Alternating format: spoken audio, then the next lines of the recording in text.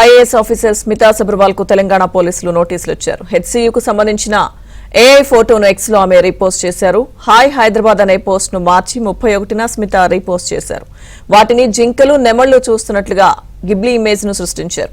కంచె గచ్చిబౌలిలో వన్యప్రాణుల పరిస్థితి ఇదంటూ వైరల్ అయిన నకిలీ ఫోటోలను ఆమె సోషల్ మీడియాలో పోస్ట్ చేసిన నేపథ్యంలో BNS 179 సెక్షన్ కింద పోలీసులు నోటీసులు ఇచ్చారు. ఈ నెల 12న నోటీసులు ఇచ్చినట్లుగా సమాచారం.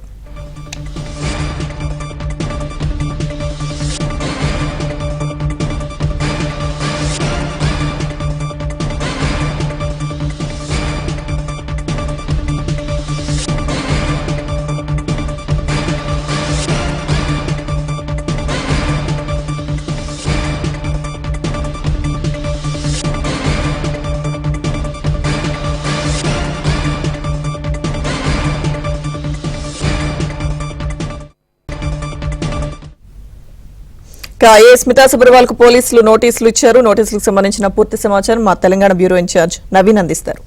నవీన్, లక్ష్మీ దుర్గా ఇటు దేశవ్యాప్తంగా సంచలనం సృష్టించిన హెచ్సియు కంచె గచ్చిబౌలి భూముల విషయంలో ఇటు సోషల్ మీడియాలో ఇటు జాతీయ స్థాయిలో ఉన్నటువంటి సోషల్ మీడియా ఇన్ఫ్లుయెన్సర్స్ అలానే కొంతమంది సినిమా రంగానికి సంబంధించిన సెలబ్రిటీస్ అలానే 2 తెలుగు రాష్ట్రాలకు సంబంధించినటువంటి సెలబ్రిటీస్ కూడా ఈ కంచె గచ్చిబౌలి భూములను కాపాడాలని అక్కడ ఉన్నటువంటి పర్యావరణాన్ని కాపాడాలని అనేక జంతు జాతులు కూడా అక్కడ ఉంటాయి కాబట్టి వాటిని కాపాడాలి, ఈ భూములను ఆక్షన్ వేయొద్దు అని చెప్పేసి వాళ్ళంతా కూడా సోషల్ మీడియా వేదికగా పెద్ద ఎత్తున ప్రచారం చేశారు. అనేక ట్వీట్లకు రీట్వీట్లు కూడా చేశారు. సో దాంట్లో కనుక మనకు చూస్తే ఇటు సినిమా రంగానికి సంబంధించిన వాళ్ళు ఉన్నారు. ముఖ్యంగా ఇటు సోషల్ మీడియాలో చాలా యాక్టివ్ గా ఉండే ధ్రువ్ రాఠీ లాంటి పెద్ద పెద్ద సోషల్ మీడియా ఇన్ఫ్లుయెన్సర్స్ కూడా ఉన్నారు. కానీ ఒక సీనియర్ ఐఏఎస్ అధికారిగా ప్రభుత్వంలో ఒక కీలక శాఖకు ప్రిన్సిపల్ సెక్రటరీగా పనిచేస్తున్నటువంటి స్మితా సబర్వాల్ కూడా ఈ ట్వీట్ ని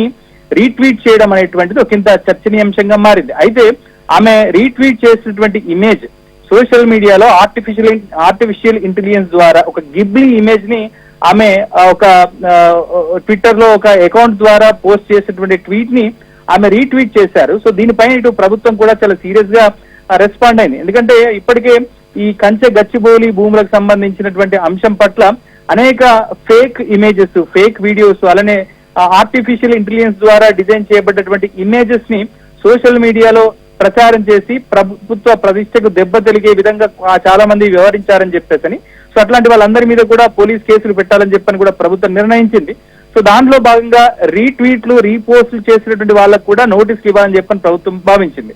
సో దాంట్లో భాగంగానే ఈ నెల 12వ తారీఖున స్మితా సబర్వాల్ కూడా గచ్చిబౌలి పోలీసులు నోటీసులు జారీ చేశారు. BNS సెక్షన్ 179 కింద కేసుని నమోదు చేసుకొని విచారణకు పిలిచినప్పుడు హాజరు కావాల్సిందిగా కూడా ఆమెకు నోటీసులు అయితే పంపించారు. ఎందుకంటే స్మితా సబర్వాల్ గత ప్రభుత్వంలో చాలా కీలకంగా పనిచేసింది. సో ప్రస్తుతం రేవంత్ రెడ్డి సర్కార్ లో కూడా ఆమె టూరిజం యూత్ అఫైర్స్ కి సంబంధించి యూత్ సర్వీసెస్ సంబంధించినటువంటి శాఖకు ప్రిన్సిపల్ సెక్రటరీగా కొనసాగుతున్నారు. సో ఆమె సోషల్ మీడియాలో యాక్టివ్ గా ఉంటారు. అనేక అంశాల పట్ల కూడా సోషల్ మీడియా వేదిక ద్వారా ఆమె తన రియాక్షన్స్ ఎప్పటికప్పుడు తెలియజేస్తూ ఉంటారు. సో ఇటీవల ఆమె IAS IPS ఉద్యోగాల్లో దివ్యాంగుల కోట ఎందుకంటూ ఆమె చేసేటువంటి ట్వీట్ సో దేశవ్యాప్తంగా కూడా ఒక తీవ్రమైనటువంటి చర్చనీయాంశంగా మారింది. ఆమె మీద అనేక విమర్శలు కూడా వచ్చాయి.